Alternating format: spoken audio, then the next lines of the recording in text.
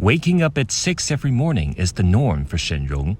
She has an agricultural business in China's south-central Yueyang City, which focuses on producing a local specialty, lotus seeds. I usually spend my time at this base a lot, so I can meet with the local villagers. At the specialized farmers cooperative she founded, all members are from nearby villages. They are a big reason why Shen started the business in the first place, to lead the villagers in achieving success together. But when COVID-19 took hold at the start of 2020, their business came to a screeching halt. Our offline stores were hit hard, such as our specialty stores in airports, high-speed rail stations, and scenic spots. At that time, sales were indeed very low, and the farmer base also had a great impact because the seedlings were not able to circulate freely. Industries of all shapes and sizes were getting hit by COVID back then, and Shen's cooperative certainly felt the full force. The seedlings they needed for spring plowing were in neighboring Jiangxi province. But with cities under lockdown and people stuck at home, no drivers could transport them back. It was the only time they could plant the seeds, and if they missed it, they would have to wait till the next year. At that time, I was very anxious and uneasy, and I was afraid that the price would drop and our farmers would not be able to make money. And then I was afraid that if we divided production, the goods would not be able to be sold at all. Stuck in what seemed to be a no-win situation, Shen came up with a plan. She managed to hire drivers and trucks locally and eventually shipped all the seeds back to the city. Along the way, she paid about 30,000 yuan out of her own pocket. Because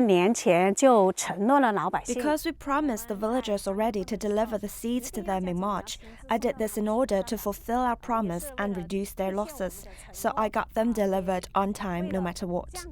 During this difficult time, Shen felt her responsibility extended beyond just her own business. Many villagers were not able to sell the oranges they planted until Shen Rong stepped up for the community. The fruits we planted before were rotten at home. Thanks to Shen Rong, in the past 2 years of the epidemic, she helped us sell all the fruits. We are very grateful to her. If it wasn't for Shen, our fruits would not be worth a penny and would all rot. They collected the fruits from every household all at once, no matter how much or how little. Many of those with plant fruit trees are empty nest elderlies, so their slow sales were due to a lack of information access.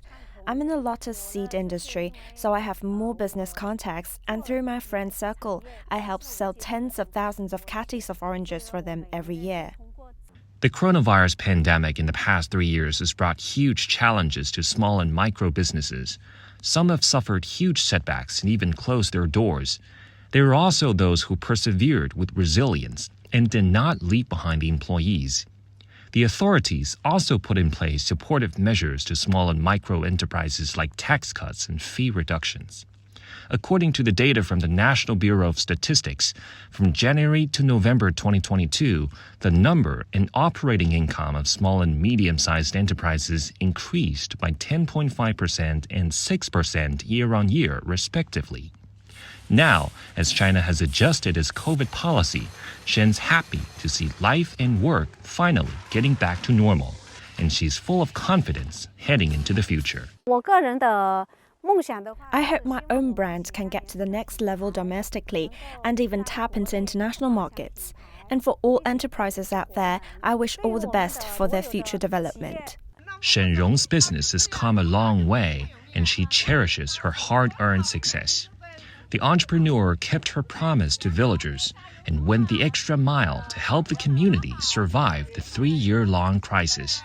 Looking back, she feels proud of what she managed to accomplish.